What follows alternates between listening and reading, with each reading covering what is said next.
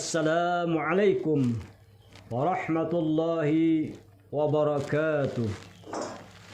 Alhamdulillah, alhamdulillahilladzi hadana lihada wa ma kunna linahtadiya laula an hadanallah. Wassalatu wassalamu ala sayyidina Rasulillah Muhammad bin Abdullah wa ala alihi wa sahbihi wa mawalah wa man tabi'a huda ila yaumil qiyamah. Qala Allah ta'ala fi kitabihil karim wa huwa asdaqul qailin. A'udzu billahi minasy syaithanir rajim. Kullu nafsin dha'iqatul maut wa innama tuwaffawna ujurakum yaumal qiyamah. Wa man zuhziha 'anil nar wa udkhilal jannata faqad faz. Wa mal hayatud dunya illa mata'ul ghurur. Qala Rasulullah sallallahu alaihi wasallam, yatba'ul maita thalath, ahluhu wa maluhu wa 'amaluhu. Sadaqallahul azim wa sadaqan nabiyyul karim wa nahnu ala dzalika minasy syahidin wasyakirin, amma ba'du. Pemirsa TV Tabalong yang berbahagia, pelita hati pada hari ini, kembali kita melanjutkan episode yang lalu, bahwasanya hidup seseorang manusia dan seluruh makhluk di permukaan bumi ini ada batas akhirnya di permukaan bumi, yang menjadikan pertanyaan bagi kita, siapkah seseorang menghadapi kematian tersebut, dan bagaimana perjalanan seseorang menuju alam akhirat yang kekal abadi tersebut. Rasulullah sallallahu alaihi wasallam bersabda, yatba'ul maita salas, ahluhu wa maluhu wa 'amaluhu. Apabila seorang yang telah meninggal dunia, secara hukum agama dia dimandikan, dikafan, disalatkan, dan terakhir dikuburkan. Ketika proses tersebut di atas, terakhir akan diantarkan ke dalam kuburnya. Rasulullah sallallahu alaihi wasallam menyatakan, yatba'ul maita salas, yang mengikuti mayit apabila telah meninggal dunia itu pertama ada 3 macam. Ahluhu, yang pertama adalah keluarganya, seluruh teman-temannya. Maka ketika seseorang yang meninggal dunia, diperintahkan kepada kita yang hidup untuk memberikan kabar, berita kepada keluarga dan kepada masyarakat di sekitar tentang kematian tersebut. Yang kemudian kewajibanlah bagi orang-orang yang di sekitarnya melaksanakan fardu kifayah. Proses fardu kifayah dimandi, disalat, dikafan dan disalatkan dan dikuburkan tersebut. Yang menyatakan kata Rasulullah, yang mengikuti mayat tersebut pertama adalah keluarga dan teman dan seluruh makhluk, seluruh manusia yang di sekitarnya. Yang kedua, yang mengikuti dia ketika diantar ke kubur, yang kedua adalah harta bendanya. Yang ketiga, yang mengikuti seseorang ketika masuk ke dalam kubur adalah amalnya. Yarju'usnani wa yabqa wahid, ya Rasulullah. Yang 2 macam tersebut akan kembali meninggalkan, yakni keluarga dan hartanya. Keluarga yang dicintai, yang disayangi, teman-teman yang disenangi, semua hanya bisa mengantarkan kita ke pintu kubur. Setelah itu mereka kembali meninggalkan kita semua dengan kesendirian. Demikian pula yang kedua, harta. Yang di bawah harta hanya sebatas kewajiban adalah untuk sebagai kain kafan saja. Tidak diperintahkan untuk membawa pakaian-pakaian mewah, perhiasan-perhiasan. Hanya sebagai kain kafan yang menutup daripada seluruh batang tubuh. Itu yang hanya dibawa. Dan bahkan tidak diperintahkan dengan kain yang mahal. Bahkan kain yang semurah-murahnya. Hanya kewajiban adalah menutup daripada seluruh batang tubuh si mayit. Setelah itu, hartanya yang bertumpuk, yang berlimpah-limpah, ditinggalkan begitu saja, menjadi hak ahli warisnya.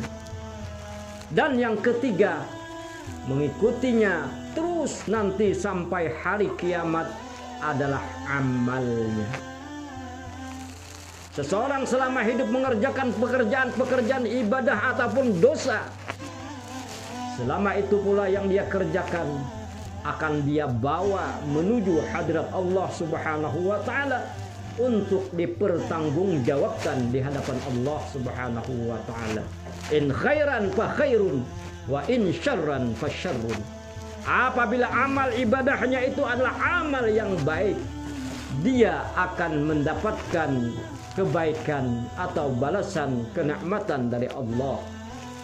Namun sebaliknya, apabila yang dia bawa itu adalah amal jahat atau dosa, yang dia terima tidak lain insyarran fasyarrun, jika dia jahat, dia dosa, akan mendapatkan balasan siksa dan azab dari Allah Subhanahu wa taala.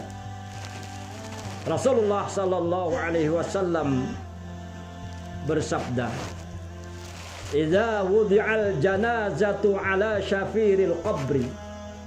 Apabila setelah diletakkan sang jenazah, sang mayit berada di pinggir kubur, nudia, maka sang mayit itu dipanggil di sisi Allah Subhanahu wa taala oleh malaikat.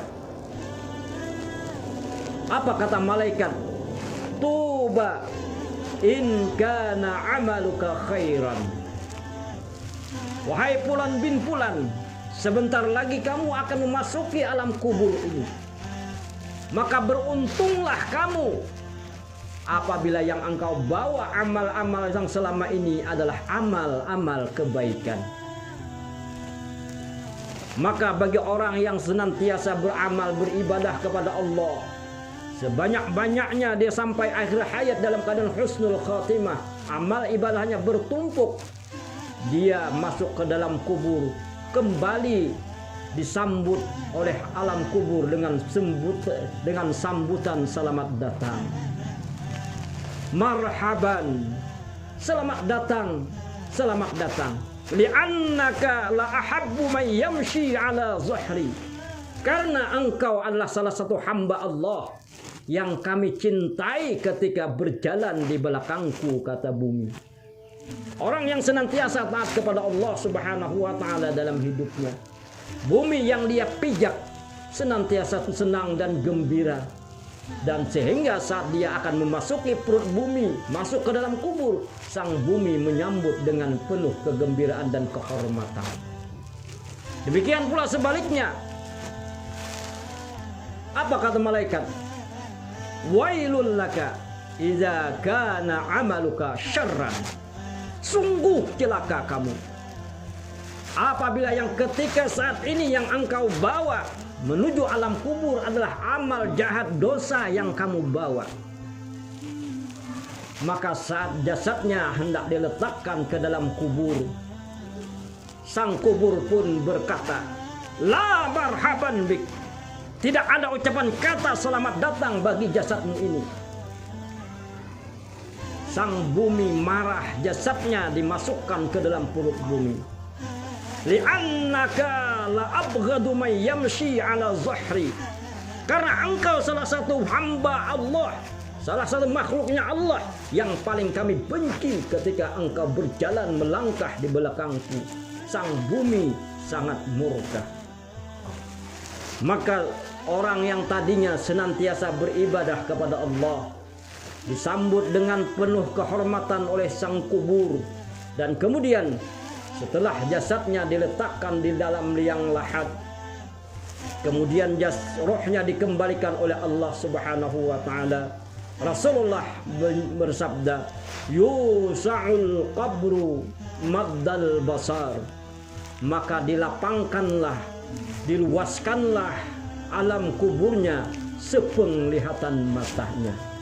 Inilah yang diisyaratkan oleh Rasulullah, raudatan min riyadil jannah, taman daripada taman surganya Allah. Dan terakhir, apabila yang dia bawa dosa dan kejahatan tadi, saat dia masih dimasukkan ke dalam kubur, ke dalam liang lahat, ketika itu pula sang bumi marah, kubur marah, maka dihempit oleh sang bumi jasadnya sampai hancur lebur jasadnya, dan terus menerus mendapatkan azab dan siksa kubur sampai pada hari kiamat. Pemirsa TV Tabalong yang dirahmati Allah, oleh sebab itulah selama kita masih sehat, selama masih kita diberikan umur oleh Allah Subhanahu wa taala, marilah kita manfaatkan sehat, lapang, dan diberikan umur oleh Allah Ta'ala ini untuk terus memperbanyak ibadah demi ibadah kepada Allah Subhanahu wa Ta'ala, dan senantiasa beristighfar, meminta ampun kepada Allah atas dosa dan kesalahan, segala kesalahan yang selama ini kita perbuat. Tidak ada manusia yang luput daripada dosa. Tetapi kata Rasulullah, khairul khatiin at-taib, sebaik-baik orang yang berdosa yang mau bertaubat kepada Allah. Mudah-mudahan ketika saat kita menghadap Allah, ajal kita habis, amal ibadah kita cukup untuk membawa kita selamat di dalam kubur. Dosa-dosa kita diampuni Allah. Kubur kita semua adalah taman daripada taman surganya Allah. Amin ya rabbal alamin. Demikian yang dapat kita sampaikan dalam pelita hati kita dalam pada hari ini. Mudah-mudahan ada manfaat dan barakahnya. Mudah-mudahan Allah yakum ajma'in. Wabillahi taufiq wa hidayah wa birridha wal inayah. Assalamualaikum warahmatullahi wabarakatuh.